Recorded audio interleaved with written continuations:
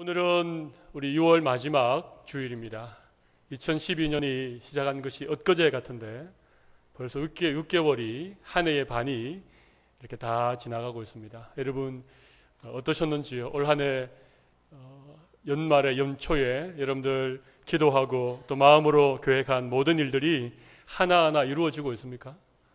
아니면 처음 마음은 대단한 결심을 가지고 또 대단한 각오를 다졌는데 이렇게 시간이 흐르면서 날씨가 점점 무더워지고 또 우리의 좀 힘이 이렇게 조금씩 빠지면서 처음에 계획했던 것들과는 전혀 다른 그런 삶을 살고 있는지 모르겠습니다. 여러분, 우리가 신앙생활하는 것 한두 해만 하고 끝낼 것이 아니라고 생각합니다. 우리 평생 신앙생활을 해야 되고 우리 평생토록 열심히 믿음으로 전진해야 합니다. 사도 바울의 고백처럼 표대를 향하여 달려가는 인생을 살아야 합니다. 그런데 어떤 일이든지 기본이 참 중요하지 않겠습니까? 높은 건물을 세우려면 기초를 잘 닦아야 됩니다. 1, 2층짜리 집을 지으려면 기초가 튼실하지 않아도 괜찮습니다. 그러나 10층 이상, 20층, 30층 높은 건물을 세우면 세울수록 더 깊이, 더 튼튼하게 기초를 파고 기초를 세워야 됩니다. 여러분, 우리 신앙생활을 1년, 2년 정도 하다가 또 힘들면 잠시 쉬었다가 또 기력 회복해서 또 한 2, 3년 하시다가 또 조금 힘들면 한 5년 방학하시다가 여러분 그렇게 하실 것 아니지 않습니까? 이왕 예수를 믿었다면 우리가 개인적으로 주님 앞에 가서 서는 그날이 되거나 아니면 주님이 다시 오시는 그날이 올 때까지 우리는 부담 없이 이 길을 달려가야 되는 그런 신앙의 경주자들입니다. 그래서 여러분, 우리 신앙의 기본이 참 중요하다는 것을 다시 한번 생각해 볼 수 있습니다. 요즘 유럽의 축구대회가 한창인데 여러분, 그 축구를 잘하는 팀들 보면 선수들의 기본기가 굉장히 단단합니다.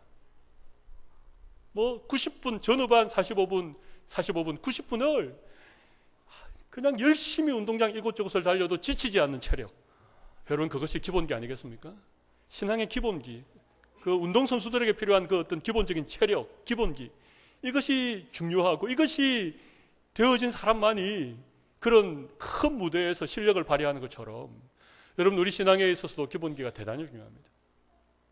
그래서 오늘 저는 한 5주간 정도, 오늘부터 우리 7월 한 달 내내 우리 신앙의 기본기를 새롭게 다지는 그런 시리즈 설교를 함께 나누려고 합니다. 오늘은 유일한 구원자 예수 그리스도, 이런 제목으로 함께 말씀을 나누겠고요. 다음 주일에는 믿음에 대하여서, 또 성경에 대하여서, 또 우리 믿음의 성장에 대하여서 이런 중요한 주제들을 가지고 함께 우리 신앙의 기본기를 다질 수 있는 그런 은혜의 시간들이 되시기를 바랍니다.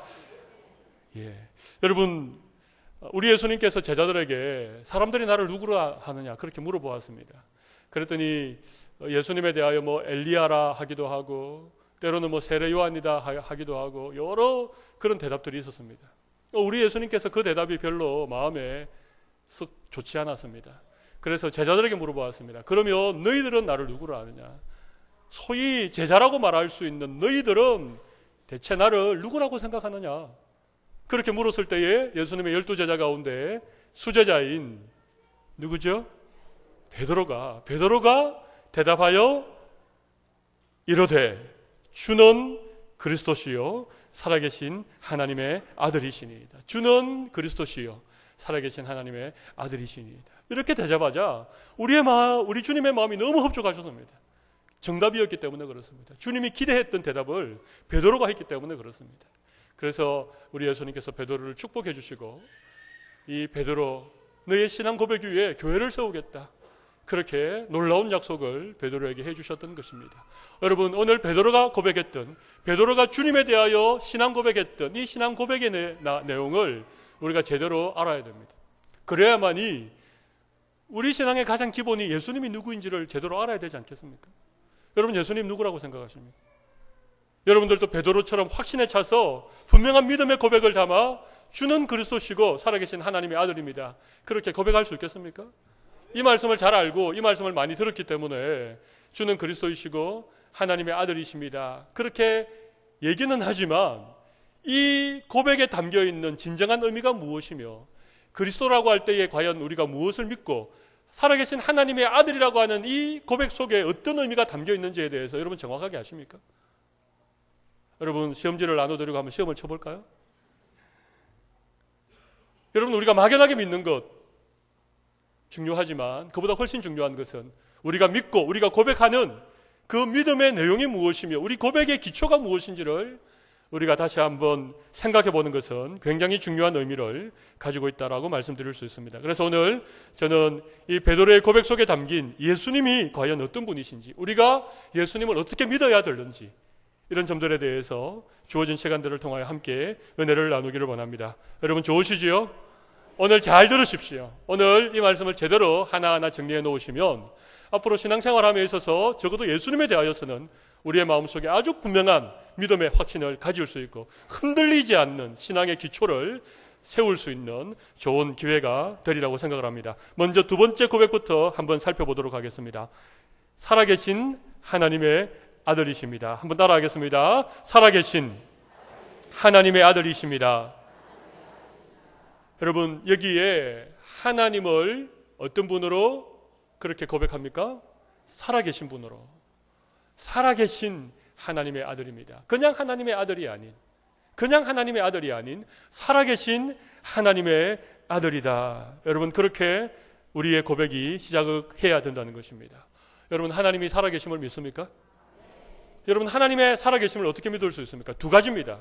하나는 자연 만물을 통하여 하나님이 살아계신 것을 우리는 알 수 있습니다. 로마서 1장 20절 말씀 보면 창세로부터 그의 보이지 않는 것 곧 그의 영원하신 능력과 신성이 그 만드신 만물에 분명히 보여 알게 되나니.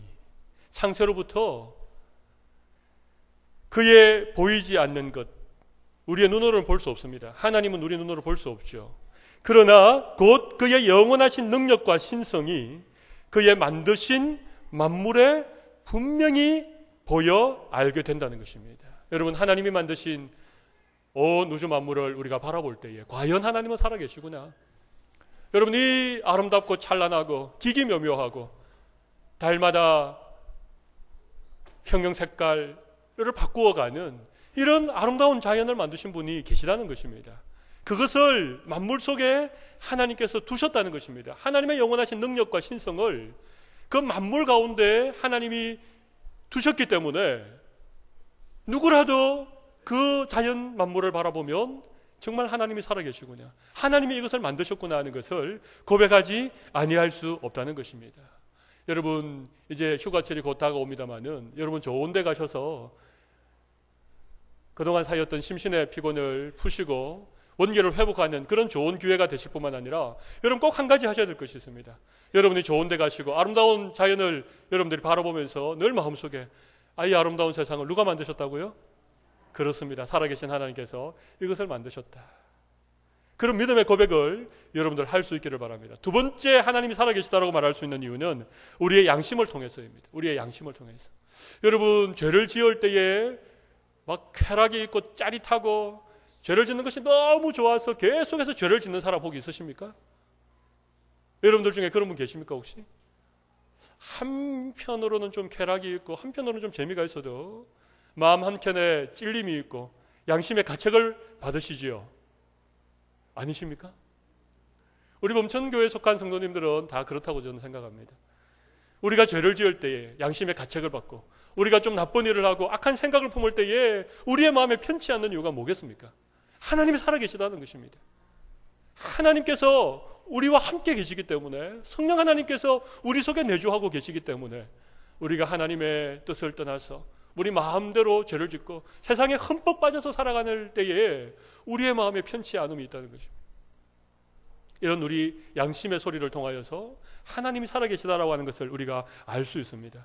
여러분 예수님은 누구신가 하면 살아계신 하나님의 아들이십니다. 하나님의 아들이라고 하는 의미는 그분이 곧 하나님이라고 하는 사실입니다. 요한복음 1장 1절에 보면 태초에 말씀이 계시니라. 이 말씀이 하나님과 함께 계셨으니 이 말씀은 곧 하나님이심이라. 이 말씀은 예수님을 의미하지요. 예수님은 태초부터 계신 하나님이십니다. 2절 말씀 보면 만물이 그로 말미암아 지음을 받았다. 이 만물 가운데 어느 것 하나도 하나님이신 말씀이신 예수님이 창조하지 않은 것이 없다. 그렇게 말씀을 하고 있는 것입니다. 여러분, 베드로가 예수님을 살아계신 하나님의 아들이라고 그렇게 고백할 때에 이 하나님의 아들이라고 하는 고백 속에는 어떤 의미가 담겨 있는가 하면 바로 예수님이 하나님이라고 하는 것입니다. 여러분, 우리도 하나님의 자녀죠. 예. 우리도 하나님의 아들이고 하나님의 딸입니다. 우리 모두 하나님의 아들들이고 딸들입니다. 근데 여러분 잘 생각해 보십시오. 우리가 예수 믿고 구원받은 우리가 하나님의 자녀가 되는 것하고 예수님이 하나님의 아들이라고 하는 것하고 같은 것입니까? 다른 것입니까? 같기도 하고 다르기도 합니다. 그러나 분명한 한 가지의 차이가 있는데 우리가 예수님의 자녀가 되었다는 것은 하나님의 양자가 되었다는 것입니다. 양자, 여러분 양자 아시죠? 태어나지는 않았지만 이렇게 입양을 해서 호적에 올리는 아들을 양자라고 하지 않습니까? 여러분, 우리는 양자들입니다. 하나님의 양자입니다. 하나님으로부터 태어난 자들은 아닙니다. 그러나 예수님께서 우리를 구원해 주심으로 우리가 하나님의 자녀가 되었다는 것은 하나님의 양자가 되었다는 의미입니다. 그러나 예수님은 하나님의 아들이라고 할 때에 요한복음 3장 16절에 보면 하나님의 독생자라고 말하고 있습니다. 하나님의 하나밖에 없는 하나님으로부터 태어난 아들이라는 그런 의미입니다. 그러므로 예수님은 본질상 하나님과 똑같습니다. 하나님께로부터 났으니까. 그의 능력과 위엄과 모든 것이 태초부터 계시고 만물을 창조하신 하나님과 똑같은 분이 우리 예수님이라고 하는 것입니다. 여러분들이 예수님을 믿을 때에 예수님이 하나님이라고 하는 사실을 반드시 믿고 인정하시고 고백하시기를 바랍니다. 여러분, 삼위일체라는 교리 들어보셨습니까? 삼위일체. 하나님은 한 분이신데 또 하나님은 세 인격으로 위격으로 존재하신다. 굉장히 어려운 교리입니다. 이것은 인간의 머리로는 이해가 되지 않습니다. 어떻게 한 사람인데 또 세 분일 수 있는가?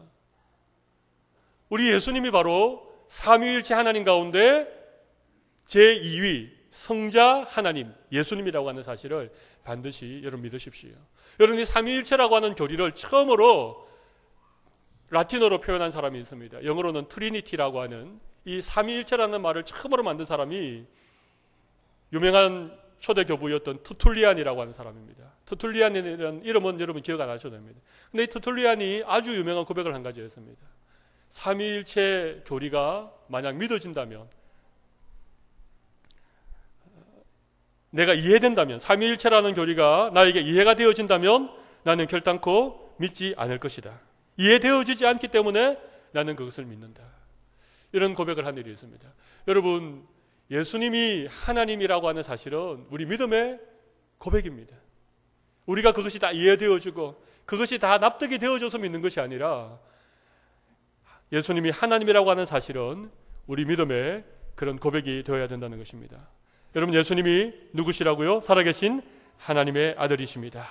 여러분, 이 고백을 꼭 믿고 또 여러분들의 든든한 믿음의 기초를 삼기를 바랍니다. 이제 예수님이 누구신가? 베드로의 고백 가운데 주는 그리스도라고 하는 이 부분에 대하여 함께 살펴보도록 하겠습니다. 여러분, 그리스도라고 하는 이 말을 구약에서는 뭐라고 하는지 혹시 아십니까? 신약에서는 그리스도 이렇게 말하는데 구약에서는 뭐라고 그럴까요? 그렇습니다. 메시아라고 그럽니다. 메시아. 구약에서는 메시아라고 그러고 신약에서는 헬라어로 그리스도 이렇게 말하는데 이 메시아라고 하는 그 뜻은 기름 부음을 받았다, 그런 뜻입니다. 여러분, 메시아 그리스도의 뜻이 뭐라고요? 기름 부음을 받았다는 것입니다. 여러분, 기름을 누구에게 붓겠습니까? 그렇습니다. 구약에 보면 왕을 세울 때 기름을 부었습니다. 또 제사장을 세울 때 기름을 부었습니다. 선지자들도 기름 부어서 세웠습니다. 이 구약에 있는 왕, 제사장, 선지자, 이것은 구약의 제일 중요한 세 가지 직분을 일컬어 이 왕, 제사장, 선지자 그렇게 말하는데, 여러분, 이 메시아, 기름 부음을 받은 사람이라고 하는 것은 바로 이 그리스도 메시아가 가장 중요한 직분이라고 하는 그런 의미입니다. 왕의 직분도 가지고 있고 선지자의 직분도 가지고 있고 제사장의 직분도 가지고 있는, 그래서 기름을 부어서 세웠다라는 말은 가장 중요한 직분을 세웠다, 그런 의미입니다. 제가 한 가지 여쭤보겠습니다. 여러분, 이 세상에 수천 년의 역사가 지나오는 동안에 이 세상에서 가장 중요한 일을 하는 사람이 과연 누구겠습니까? 대통령이겠습니까? 한 나라의 왕이겠습니까?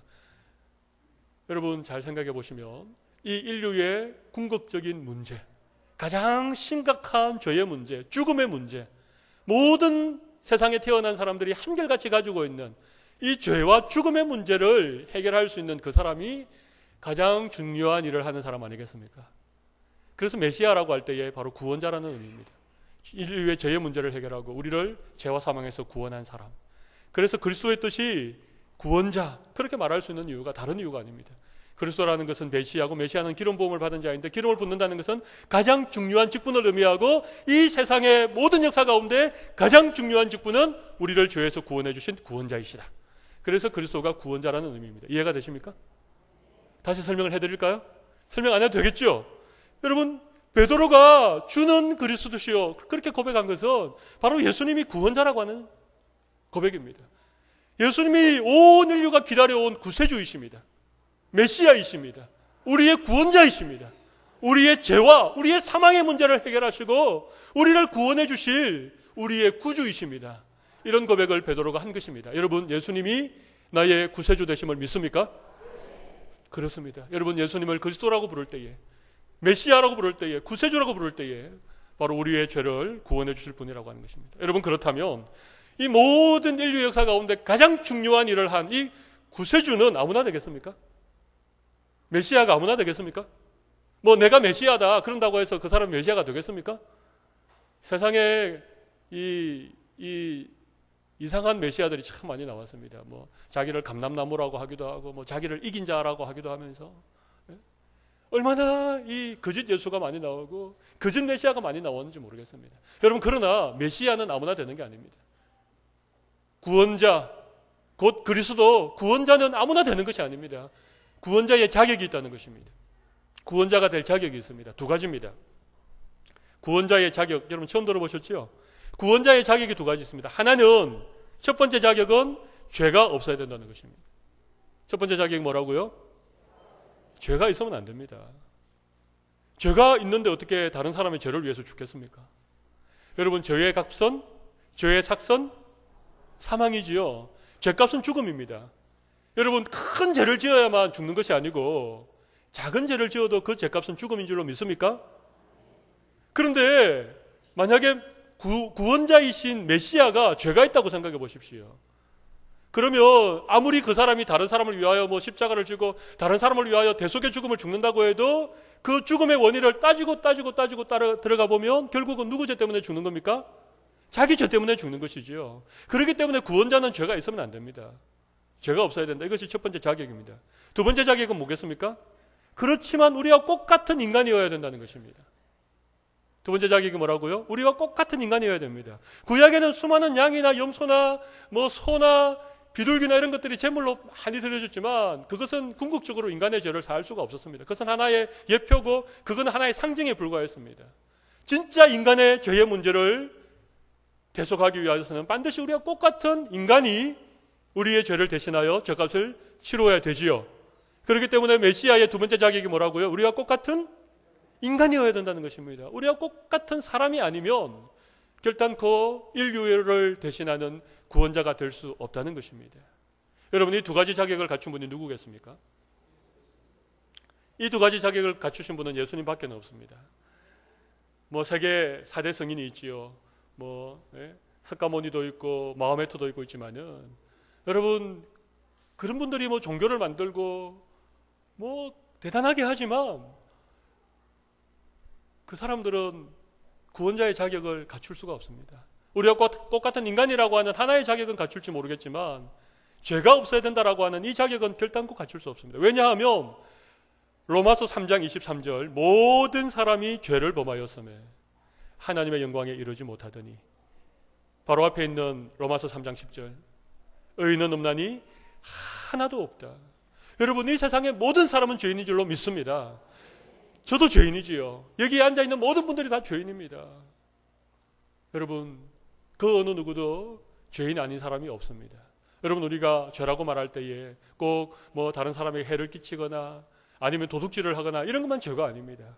하나님의 말씀에 기록되어진 것을 지키지 않으면 그것이 죄가 됩니다. 우리 예수님께서 형제를 미워하는 마음만 품어도 마음으로 살인한 것이다라고 그렇게 얘기를 했습니다. 여러분, 그렇게 따져볼 때에 우리가 누가 죄인이 아니겠습니까? 특별히 온 인류를 대표해서 첫사람 아담이 하나님께 범죄함으로 말미암아 아담의 후손으로 오는 모든 사람들은 태어날 때부터 죄를 가지고 태어나지요. 그것을 뭐라 그럽니까? 원죄라고 합니다. 원죄. 여러분, 사람들은 태어날 때 다 죄를 가지고 태어납니다. 여러분, 아기를 낳고 길러보신 분들은 아마 이 말에 동의를 할 것입니다. 여러분, 그렇게 천진난만해 보이는 그런 아기가 여러분 나쁜 것을 가르쳐 주지 않아도 얼마나 그렇게 나쁜 것을 잘 배우는지 모릅니다. 막 때를 쏘고 울고 고집을 부리고. 여러분, 말을 할 때 보십시오. 예쁜 말, 착한 말만 합니까? 어디서 배웠는지, 어디서 들었는지. 여러분, 이게 다 원죄의 영향 아래 태어나기 때문에 그렇습니다. 그래서 아담의 후손으로는 모든 인류는 다 죄인입니다. 모든 사람은 죄인입니다. 믿으십니까? 나도 죄인입니다. 그렇습니까? 그렇습니다. 그러므로 죄가 없어야 된다라고 하는 이 부분이 참 어려운 것입니다. 그런데 아까 우리가 살펴본 것처럼 예수님은 누구시라고요? 살아계신 하나님의 아들이십니다. 하나님의 아들이라는 말은 예수님이 곧 하나님이라고 하는 사실입니다. 여러분, 그래서 하나님이신 예수님이 인간의 몸을 입고 이 땅에 오신 것입니다.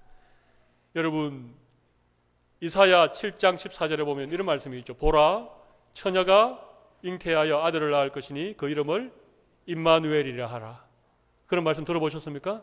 처녀가 잉태하여 아들을 낳는다. 여러분, 세상에 처녀가 어떻게 아들을 낳습니까? 세상에 처녀가 아들을 낳는 거 보셨습니까? 처녀는 버진입니다. 버진. 남자를 알지 못하는 동정녀. 근데 어떻게 남자를 알지 못하는데 아들을 낳을 수 있습니까?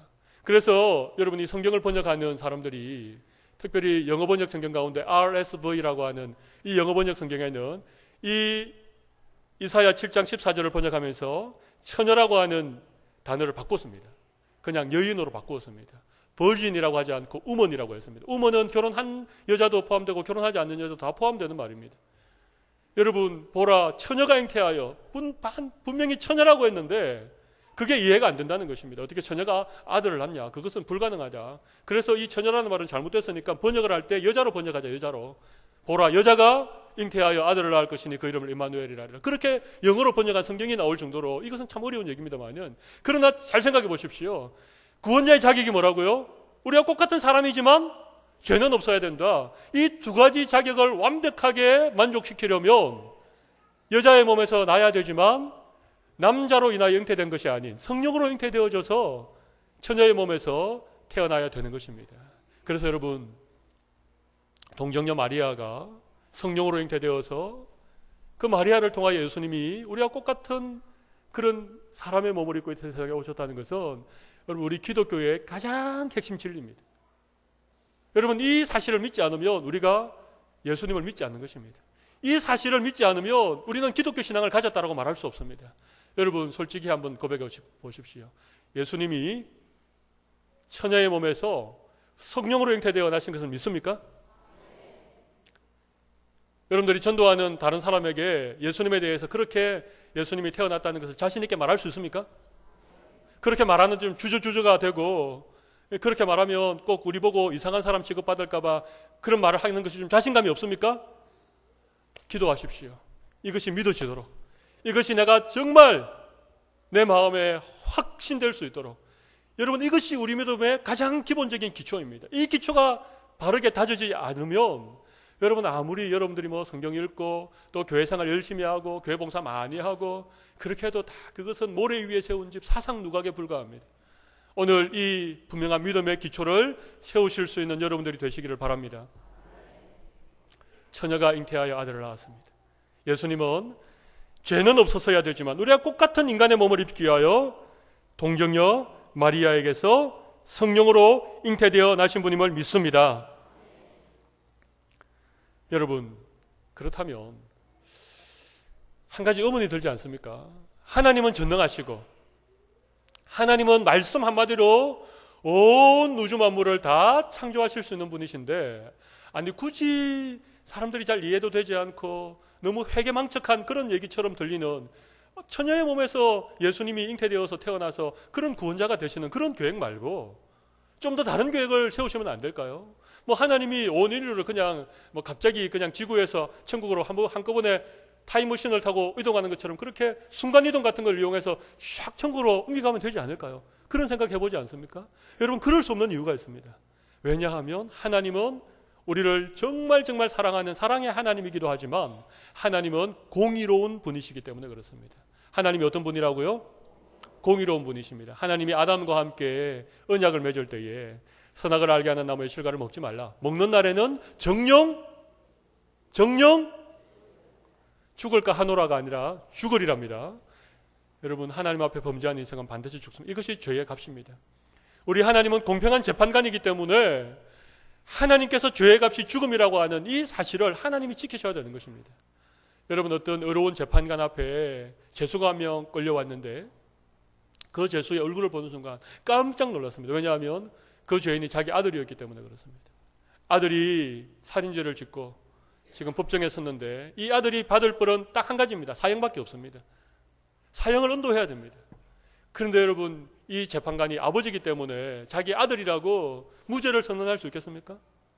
그러면 공평하지 않지요. 그러면 어려운 재판관이 아니죠. 아무리 애간장이 끊어져도 그 죄에 대하여 죄값을 물어서 사형을 언도해야 됩니다. 그리고 나서 어떻게 하겠습니까?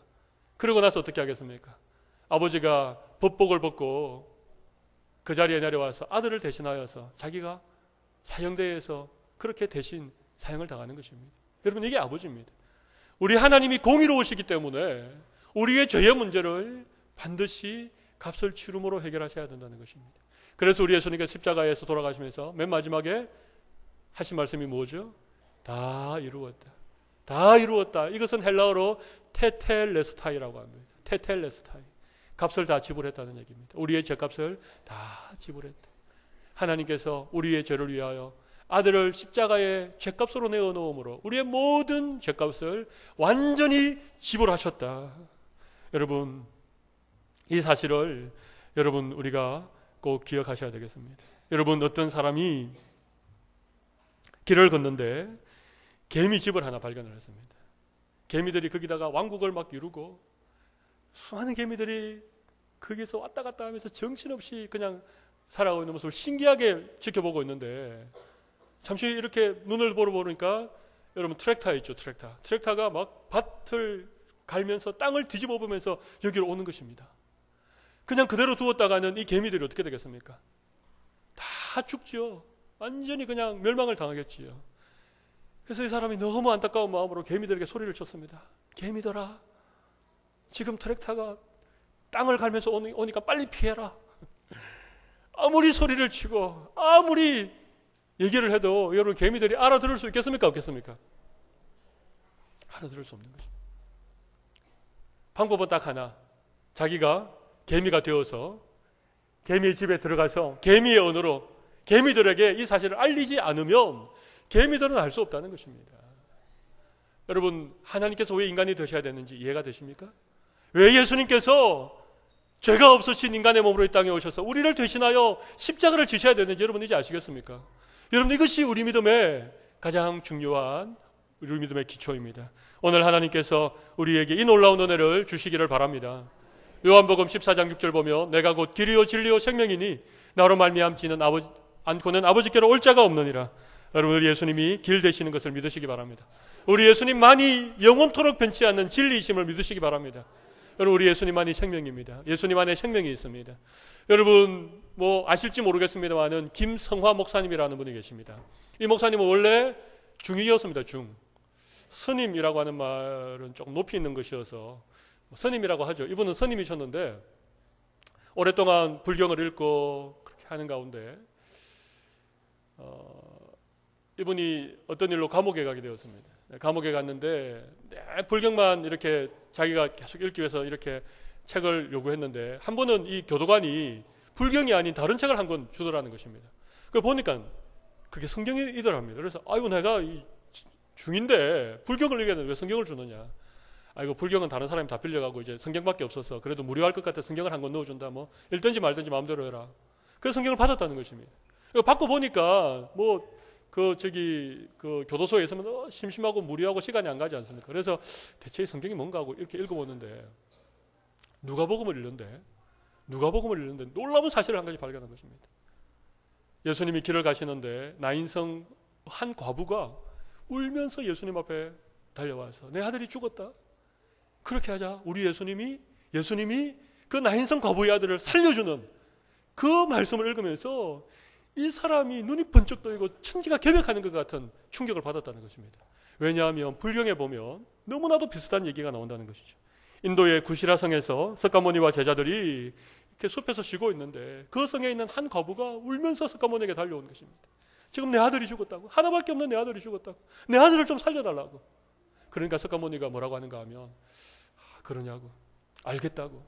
그러면 마을로 내려가서 한 번도 사람이 죽은 일이 없는 집에 가서 살을 한 줌 얻어서 죽을 끓여서 아들에게 먹이면 아들이 살아날 거라고. 그 말을 들으니까 이 과부가 얼마나 기뻤겠습니까?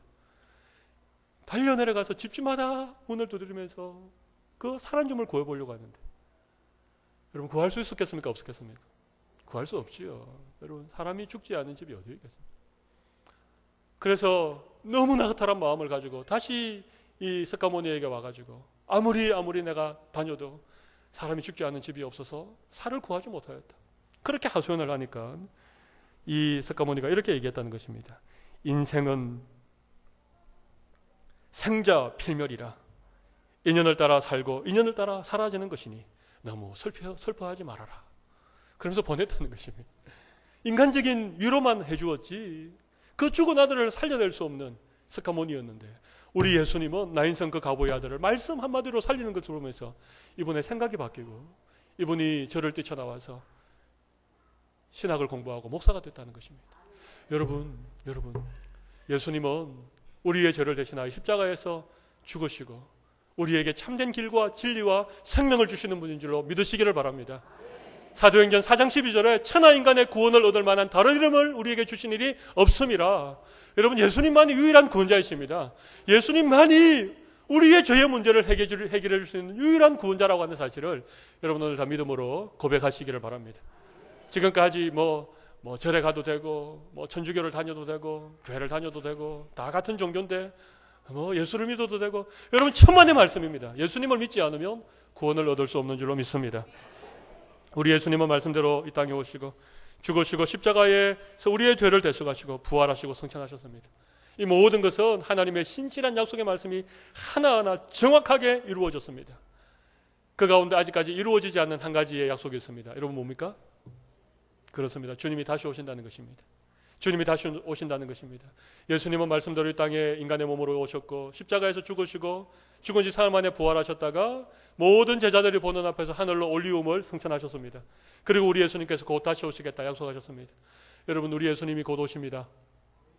우리 예수님이 곧 다시 오십니다. 여러분이 예수님이 구세주임을 믿는다면 우리 예수님의 재림도 믿으시기를 바랍니다. 주님이 다시 오시는 이 구주대망의 믿음을 가지고 여러분이 험한 세상 가운데에서 정말 신실한 믿음의 사람으로 세워지시는 귀한 은혜를 우리 모두에게 주시기를 바랍니다. 다 같이 가슴에 손을 올리겠습니다. 제가 한번 기도하겠습니다. 살아계신 하나님 아버지여, 오늘 예수님이 유일한 구원자이신 것을 오늘 말씀을 통하여 하나하나 되짚어보고 따져보고 생각해보고 우리의 마음에 확정하게 하신 것을 참으로 감사합니다. 우리 가운데 그 아무 누구도 예수님에 대하여 희미한 믿음을 가지고 있거나 예수님 아닌 다른 것을 믿어도 마치 구원을 받는 것처럼 그런 형식적인 종교생활을 하는 사람들이 아무도 없게 하여 주시고 예수님만이 구원자이신 것을 믿음으로 고백하고 우리 믿음의 기초를 든든히 세울 수 있는 귀한 은혜를 우리 모두에게 허락하여 주시옵소서. 살아계신 예수님 이름으로 기도 올리옵나이다. 아멘. 아멘.